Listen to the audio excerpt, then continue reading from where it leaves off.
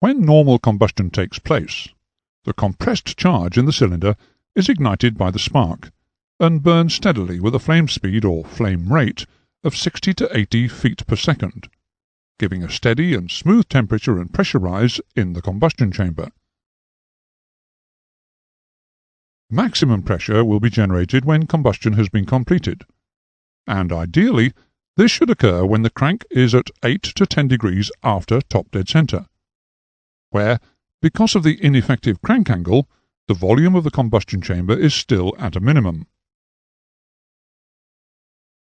Should maximum pressure conditions arise in advance of this, that is, at or before crankshaft top dead center, the engine would tend to run backwards, which we will not attempt to reproduce.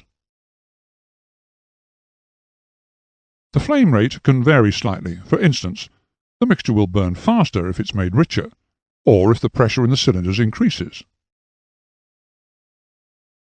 An instance of both of these events occurs on takeoff, when it's necessary to increase the mixture strength in order to ensure stable combustion because the engine is producing high power. The action of selecting a rich mixture shortens the time required for combustion. Therefore, a faster flame rate results. Conversely, if the mixture is weakened, perhaps in order to gain a better specific fuel consumption, the ratio of the weight of fuel to air changes, such that there is more air, and therefore nitrogen, per unit weight of fuel. You'll remember that nitrogen is responsible for slowing down the flame rate, and, as a consequence of its increased proportion, a slower flame rate results. The higher that the pressure of the fuel-air mixture can be raised before combustion, the higher will be the pressure of the burning gases. Consequently, the greater will be the power output and thermal efficiency of the engine.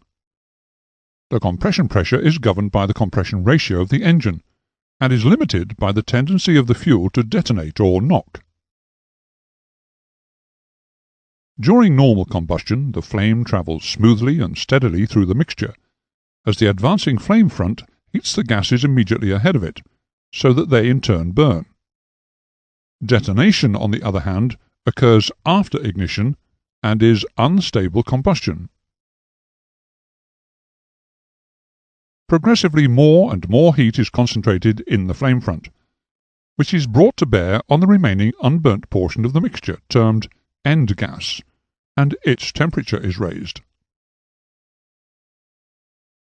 In addition, the burnt gases have expanded so that the end gas is subjected to an increasing pressure.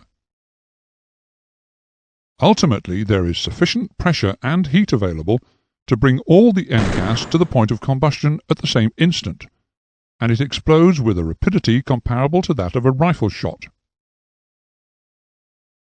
The flame rate increases to 1,000 feet per second, with a degree of violence which will depend on the amount of end gas that remains.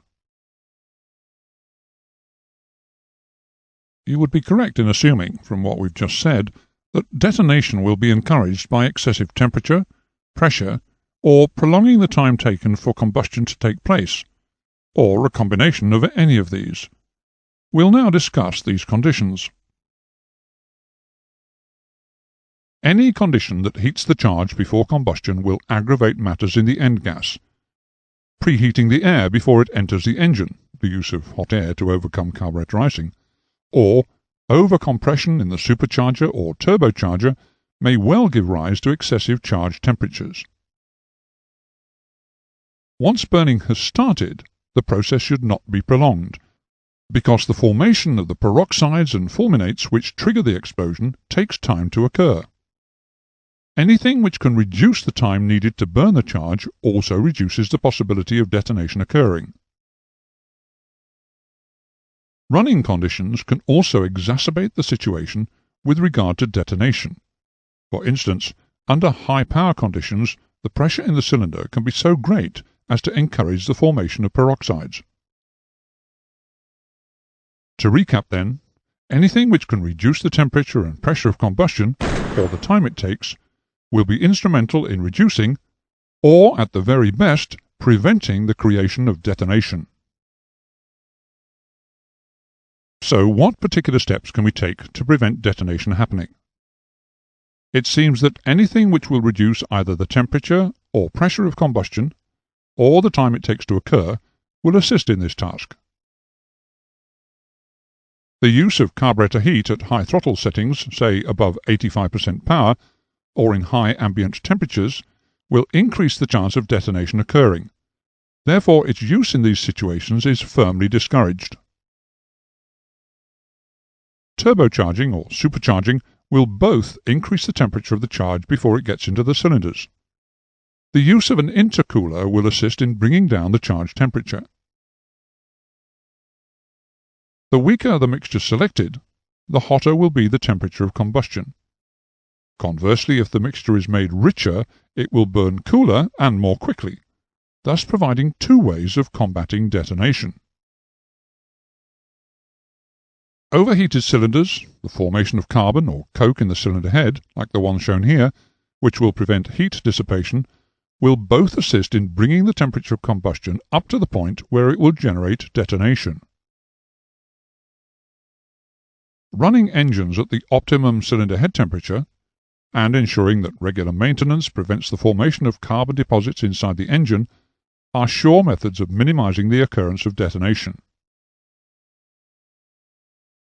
If possible, the flame should be started from the vicinity of some hot spot, such as the exhaust valve, so that the end gas is pushed away from the hottest parts of the combustion chamber and compressed into a cooler part. One way of reducing the time taken for the flame front to travel across the combustion chamber is to initiate the flame simultaneously from two spark plugs. Certain running conditions can also assist in delaying the onset of detonation. For example, the same power may be obtained at a higher engine speed by using a finer propeller pitch. This enables a smaller throttle opening to be used, which helps in two ways. The smaller throttle opening reduces the cylinder pressure, and the higher running speed cuts down the time available for detonation to develop. A third way of reducing the time it takes for the flame to travel across the combustion chamber is to design the combustion chamber and the inlet ports in such a way as to cause turbulence to occur within the incoming mixture. This will have the effect of accelerating the flame front. We've already stated that the ignition is timed to ensure that all combustion will have been completed by the time the crankshaft has rotated about 8 to 10 degrees into the power stroke. Advancing the ignition timing, in other words igniting the mixture too early, will cause cylinder pressures to rise too rapidly, generating peroxides and fulminates, and thus detonation will occur. Maintaining the correct ignition timing will thus help to prevent detonation, by maintaining the combustion pressure at a level which will not produce the ingredients of detonation. It's important that the recommended octane rating of the fuel for a particular engine is used. If a fuel with an octane rating lower than that which is recommended is used, it will promote detonation, especially under high power conditions. The explosion of the end gas can cause the piston crown to burn, and eventually to collapse. Overheating of the combustion chamber can also occur. This picture shows a piston which has been severely damaged by detonation. The piston crown has been burnt, and eventually it's disintegrated. Detonation may cause the valves to split and distort. It can also possibly burn the sparking plug electrodes. The damage shown here is consistent with being caused by detonation.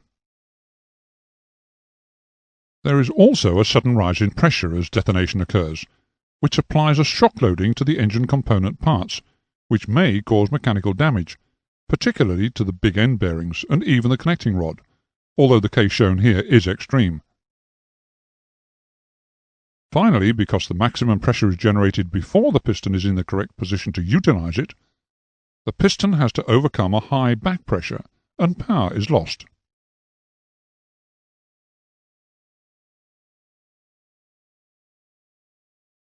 The fact that detonation is occurring can be recognized by a metallic knocking sound, sometimes called pinking, which is caused by the violent vibrating pressure waves striking the walls of the combustion chamber.